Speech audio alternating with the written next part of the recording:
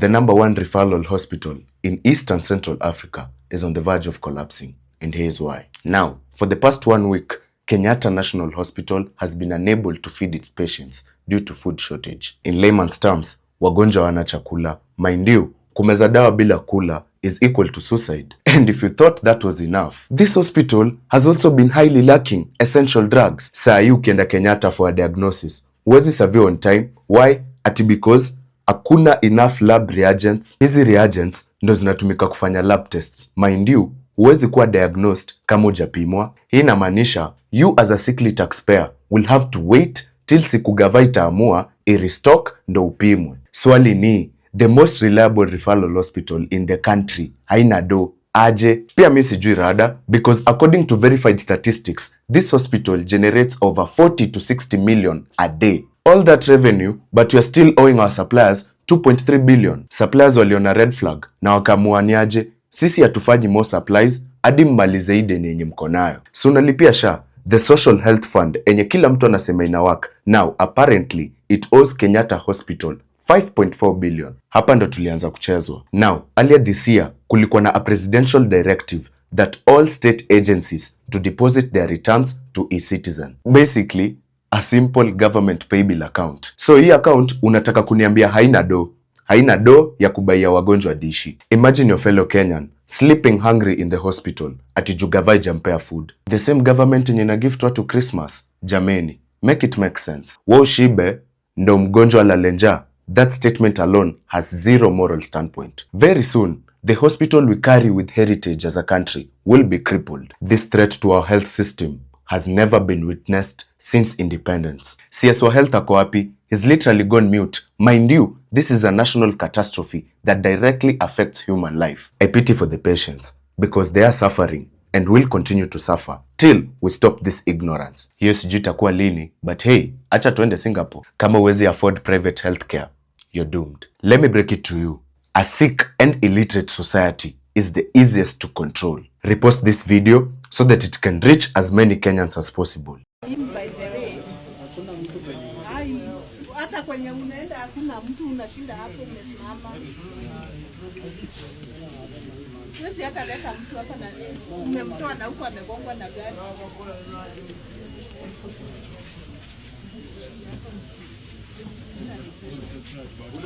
Hakuna daktari kwa ndani. Tunatuma huko na kwa hiyo hatuwezi kueleza. Wasije kukaa na hakuna mtu. Hata mimi na ndio. Kuna mlati mnene. Unakaa hapo wana au unaambiwa ati register na hakuna.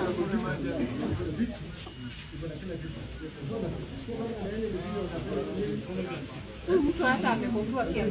Nimejitolea nimemleta hapa alafu mtu anaenda hapa Kenyatta na kwenye hata unaenda kuregister hakuna mtu. On that break, I want us to just look at the Standard newspaper, the front page tomorrow, having a story there. The headline reads, "A Sick Hospital." This story talking about a catastrophic policy change in December 2023 has turned out to be a curse eating up Kenyatta National Hospital, giving birth to financial woes now threatening to cripple it. Now, despite collecting between 40 million and 60 million shillings daily from patients, the directive from President Ruto's administration that forced all state agencies to deposit all their revenue in a single government pay bill account has incapacitated the hospital. The KNH is unable currently to buy reagents for its laboratories or feed patients. And as of this week, nearly 500 patients await medical test results from a laboratory not fully functional. Of course, if you just look into the details tomorrow, as soon as you get yourself a copy, there's much more regarding this story. There's facts on the Kenyatta National Hospital and many more facts there that will interest you to know a bit more about the Kenyatta National Hospital. This story is in page 4 of the Standard newspaper tomorrow. Remember, as always, to get yourself a copy, and as soon as you get yourself one, you'll be able to see, of course, many other. Shout to Tam kabisa, but ensure that should you get sick, you have the ability to have yourself treated in a private facility, because as we speak, reports indicate that Kenyatta National Hospital, the largest referral hospital in Eastern Central Africa, is at the brink of collapse. The government has not been disbursing funds to the hospital in time, hence greatly incapacitating it. You can imagine a hospital that makes between 40 to 60 million Kenyan shillings a day. The whole of last week was not able to feed patients because they did not have enough money to buy food supplies. So patients are being given medicine and drugs, but they are not being given food because the hospital cannot afford it. Relatives are to step in, but you can imagine there are people who do not have relatives constantly checking on them. I don't know how that worked.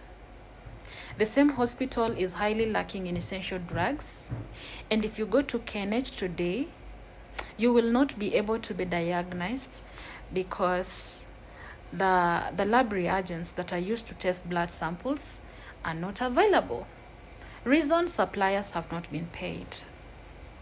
This is happening when we have the Cabinet Secretary for Health, who is, by the way, quiet about the whole situation.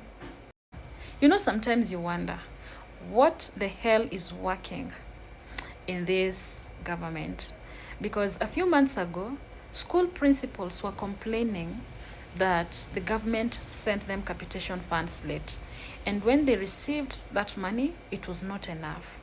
So they had to close schools early because they did not have enough food or resources to feed students. Today's walkthrough, I had the opportunity to interact directly with the patients, caregivers, frontline staff. Their feedback, both affirming and candid, spoke to the incredible dedication of the KNH workforce, as well as the very really challenges they face.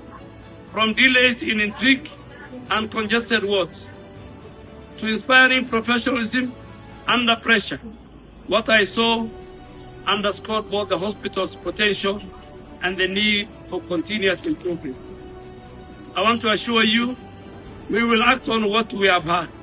Let us work together with the urgency, empathy, and discipline to strengthen this institution into one every Kenyan can rely on with confidence and pride. I must also address the recent media reports and public discourse around the governance and the service delivery at KNH. Let me be very clear. As a Cabinet Secretary, I will not tolerate mismanagement, inefficiency, and abuse of public resources. Following my recent visit to Kenyatta University Teaching and Referral Hospital and the issues that were raised, I am putting all level 6 hospitals facilities on notice. Leadership and accountability must match the level of responsibility these institutions carry.